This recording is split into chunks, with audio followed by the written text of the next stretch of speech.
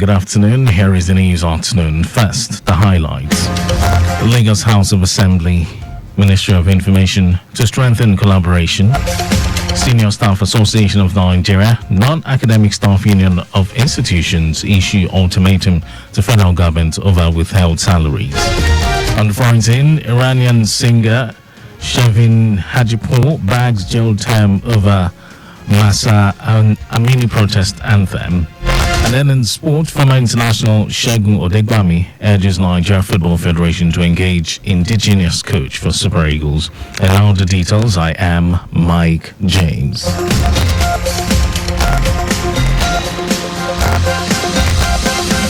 Lagos State Commissioner for Information and Strategy, Gbenga Omotosho, says there is a need for strengthened collaboration between the Lagos House of Assembly and the Ministry towards enhancing information management in the state. Omotosho, who stated this when members of the Lagos State House of Assembly Committee on Information, as part of its oversight function, visited the ministry, noted that the ministry will continue to efficiently deliver on its mandate. He explained that the ministry will continue to work assiduously to implement the Things Plus agenda of the state government under the able leadership of Governor Babajide Sanwo-Olu through its agencies. In his remarks, Chairman House Committee on Information, Stephen Ogundipe, said the ministry is strategic to developmental progress in Lagos, imploring the management to engage with relevant stakeholders to initiate a robust engagement with Lagosians. The management team of the Ministry of Establishment and Training has hosted the executives of the Nigerian Medical Guild and Association of Resident Doctors on a courtesy visit to the ministry. In his welcome remark, the Commissioner for Establishment and Training, Afolabi Ayotayo, expressed appreciation to the executives of the two bodies for deeming it fit to visit the ministry after their election. Ayotayo, while describing the two bodies as pillars in the healthcare system of the state, said the visit underscored the long-standing relationship between the bodies and the government. He assured them of the government's commitment to supporting initiatives that promote the welfare and professional development of the two medical bodies. In his address, the chairman of the Nigerian Medical Guild, Lagos chapter, Maruf Abdul Salam, thanked the management for the warm reception accorded them. The two bodies used the opportunity to seek the assistance of the ministry to address some personal issues affecting their members. The Federal Ministry of Works has announced that repair works for the damaged expansion joint on the Long Bridge along Lagos-Ibadan Expressway will commence by Monday, 4th of March 2024, simultaneously on both bounds of the bridge. Federal Controller at Works, Lagos, Olukorede Keisha, in the statement said traffic leaving and coming into Lagos through the Long Bridge will be narrowed to 2 lanes on both sides of the bridge to enable the contractor handling the repair works to commence works on the other 2 lanes of the carriageways. Keisha urged all road users to be patient and adhere to lane discipline around the narrowed sections of the bridge, assuring that the earth road beside the Shagamu-bound carriageway will be made motorable to serve as complementary road. She urged other road users to use alternative route and cooperate with the traffic management officials deployed to manage traffic and ensure hitch-free movement during the duration of the repairs, which is expected to run through March 25. And now to the rest of the stories.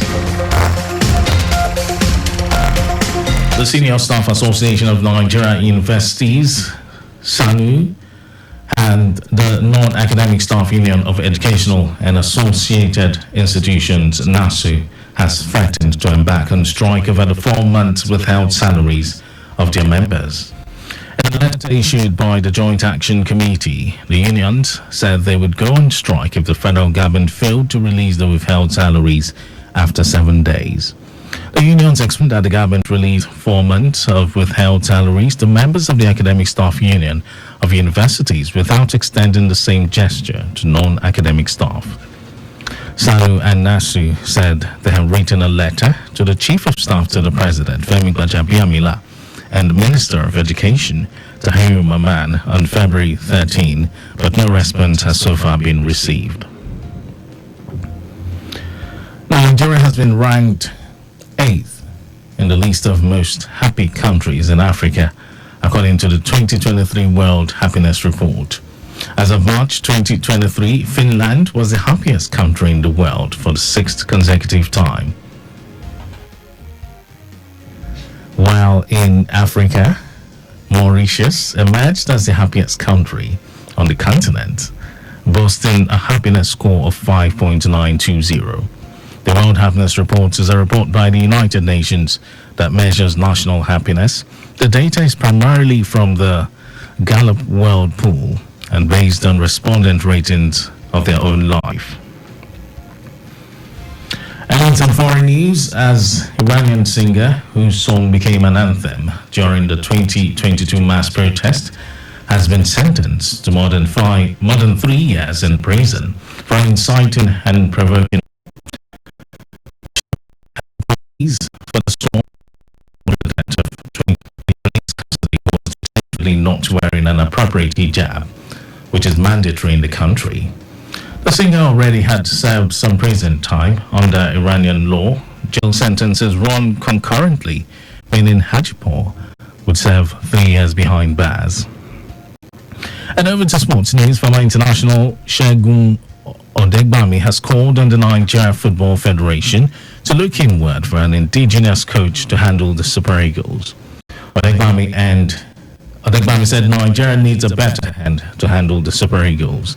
He also said that Osipesero had performed averagely as coach of the Super Eagles as he guided the Eagles to a second place finish at the 2023 Africa Cup of Nations.